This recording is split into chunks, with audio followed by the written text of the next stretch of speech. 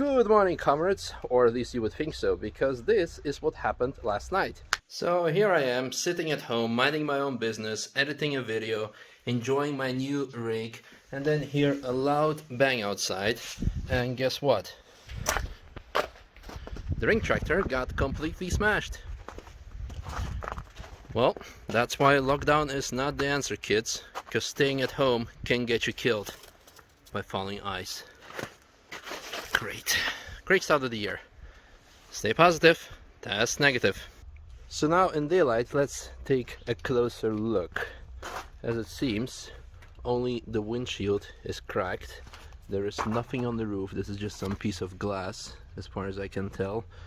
The A-pillar is still intact, which is important.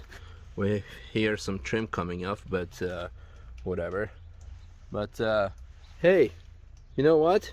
You try to mess with me, die. How'd you like that? But no, on a serious note, I'm very happy that it's only the windshield, because this is the path that I always walk to Apex if I want to shoot a video, or just to be at Apex, or even to take the trash out, or even if I just have to get out of the car.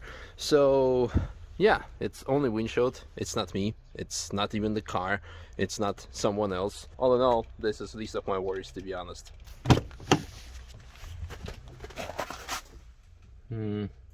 I'll clean this up later. On the seat as well, it's a mess. What's happening? Oh wow, my voice is messed up. What happened? I don't know. What are we doing? Shots. Shots. Screen wash with citrus. Yeah, run out. Nice. We're actually going with George together to put German plates on his car to register it finally here. So, which is great. Yes, drum and bass. Never change, George. Never change. This is house. This is house. Okay. This is house. So where are we going? Going to Bad Neuenahr to register this bag of death. Which plates you got? You have to see. You have to wait and see. Okay. They should still have the plates because it means nothing in German, but True. to us it means something. So. Yeah. Okay. I love the fact that all the snow's nearly melted. Yeah, I was about to say. Overnight as well. Yep.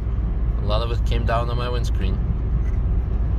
So there is the Audi Gantry. So this means that the track is almost defrosted as well, so we can go for some laps. Yay! Bernchen is defrosted as well. Steaming up. Yeah, because it's hot in here. Thanks for getting me iced tea, George. Really appreciate it.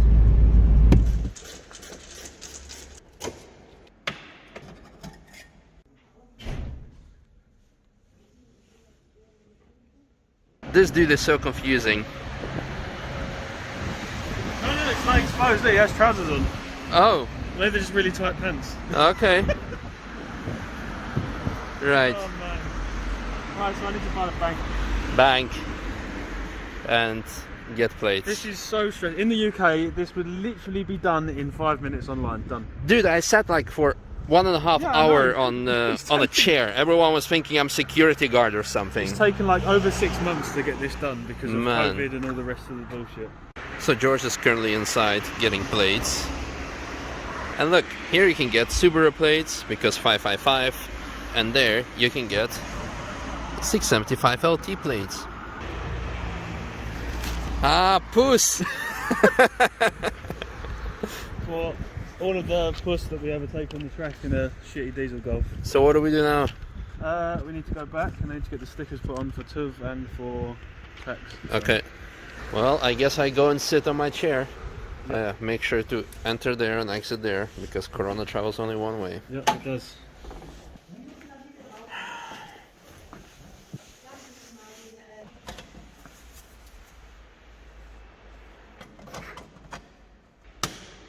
Yes.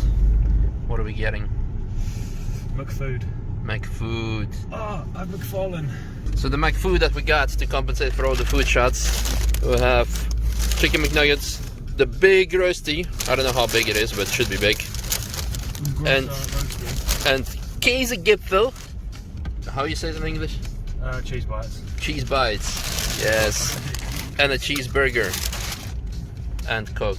And some fries probably. Yes. Hummus. So this is a massive shout out to Ian. because this is how you eat food in a 20-year-old car. Yep. So take note. Oh, look at the bacon! The problem is with a 6 nugget here is you have nowhere to put your fries because they don't fit in there.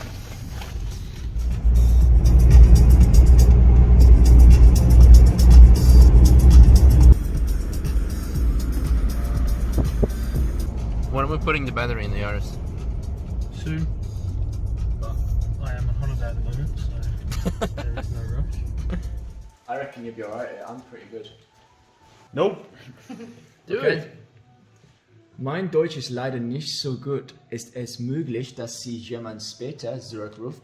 Alternativ können Sie eine E-Mail an info@apexnürburg.com senden und mein Kollege wird sich so schnell wie möglich bei Ihnen melden. Well done, Tom. I don't answer the phone, so I don't give a fuck. No, I answer in German. And then a fast forward from a destroyed shitbox to kind of a young timer to now an actual classic, the E30 of Robert, because Pete has been doing quite some work on it. Okay, Little bit. Yeah, I think you can explain us what has been happening to it. You, Robert, did actually already like a kind of a video explaining what you're going to do with it, right? And what the conditions of the paint were. Yeah. And now a small fast forward. Yeah. A couple of days later, you did some stuff to it. So with the Roberts video, I had about 15 minutes of time to just check around the car quickly, go like have a quick normal general look on it. Now I've been spending about a day and a half getting to know the car a little bit nicer. So I started with the roof. I polished the roof, basically from the A-pillars backwards. I don't know how well the camera can pick it up, but yeah, it wasn't bad. Yeah. So yeah. The GoPro is not the best for these kind of conditions, but exactly, that's probably the better way to do it. If I throw it here, if you look around the light, basically, you would see scratches if there was any left over. I mean, it wasn't bad. So just a single stage polish, quick polish, took care of most of it. And of course, I've been keeping an eye on if I can find anything weird going on anywhere. I think one of the usual spots with E30s is the mirror legs. They are actually, I think they're aluminium or some sort of metal. They don't really rust, but they oxidize. I've seen those in horrible condition. These are perfectly fine. I haven't seen anything wrong with these. There's a few stone chips here and there. Like I said also in the Roberts video, there is a few like nicks in the corners of the paint, in some, especially in like the doors and whatnot, where it clearly hasn't been aligned properly. It's been hitting something or rubbing against something, so it's just gone through the paint. But other than that, there still isn't like anything alarming with the car. How are the fenders? Because they're like sticking out from the rest of the chassis, and this would be like on modern cars they would put PPF on it, but back in the 80s it was not a thing. It's surprisingly good. I mean, down low, then here you have a little bit of stone chips, mostly on the side skirt. But on the paint side, it is actually, I mean, that's mainly dust. So this is perfectly fine. Nice. But like, for example, here, right on top of my finger, you can see a couple of weird, it's not quite like a stone chip. So it's definitely hit something at some point. Yeah. And stuff like that. But I mean, it is a 30-year-old car with like 28-year-old paint. So it's definitely one of the better ones I've seen. Cool. How is it in the back? The back is actually quite nice. The funny thing was, when I started polishing in the back, I mean, there's no way I can fit underneath here. Almost even with my fingers, I cannot really fit here. But the good part about being an 80s car is you take 4 nuts off, 30mm nuts, and the entire spoiler from here all the way to here just lifts off. Ah, easy as that. And then I got to polish the underside of the spoiler as well. So cool. That's 80s for you. So a lot of people have asked why we don't have BMW badges on it. Well, because the previous owner decided it was a good idea to take it off. But I think you can actually see the the space somewhere. Sort of. I mean, it has been body filled over or something like that, so it's not really that visible, but it should be somewhere right around here. But I think the idea is to bring it back at some point. When we do the bodywork, yes. When we do the color change, yes. And I've been looking at the paint. There is definitely some spots where I can see that the paint job is not perfect. There is some sanding marks underneath the color coat. There is some dirt or dust in places in the paint and whatnot. So it's definitely not perfect, but for 30-year-old paint, it is really, really good. Yeah, the most surprising thing about this car is because when we got it, we said, well, I should say Robert said, but we said because we both did the announcement video, that the car is originally was red, and the idea was to repaint it. And the question was, how soon does Robert want to do it? And everyone said, this is an amazing color, and it actually is a great color. It looks so good for being a 28-year-old color, because the car's been repainted in 89, actually, I believe. So or was it an 89 model and repainted in 91? No, in 91 we have pictures from 91 it being already in this color. Okay. That's why we know that in 91 it was already blue. But yeah, great preservation, and now it's kind of growing and saying, okay, well, let's wait at least a year and then we'll see how it's going to go. You said that on the front and the bonnet you did already some... Yeah, I left, so I did a quick polish on this side of the bonnet, and if the camera can pick it up, there is almost a straight line somewhere around here. So the passenger side I haven't really touched yet. If the camera can pick it up, I don't know if it will. I think you can see it clearly, So the color is definitely a little bit darker on this side. And then if you look at the reflection of the lights, whether it's the ceiling lights or whatever, you can look around the lights, you can see that side is definitely more scratched. Yeah. It's not horrible, it's definitely not horrible. My daily is worse than that. Well, we'll move forward, then it will be.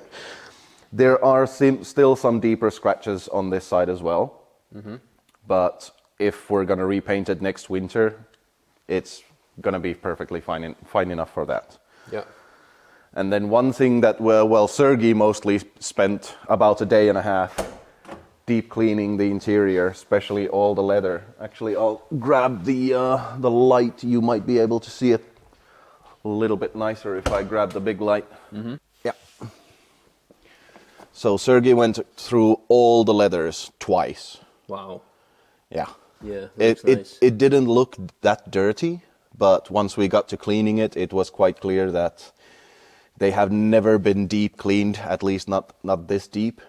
And probably they haven't really seen a proper cleaning and conditioning in quite a while. So that took about a day and a half. Nice. Good job. It's looking better. Yeah, thumbs up to him and to you. So, well, thank you very much for this in-between state, intermediate update. So I guess you're gonna finish the bonnet, and is there anything else? Both front wings, this door, and the front bumper still to do. Okay. So there's still a little bit of work. Cool. Well, there is that. I hope you guys enjoyed this video. This is kind of compilation of everything from having a crashed windscreen to actually restored car. So, yeah. Thanks for watching. Thank you, Pete, for the explanation. And welcome. See you in tomorrow's video when, I don't know, maybe a compilation of 50,000 best moments. Ooh, what's that about? Stay tuned. Bye-bye.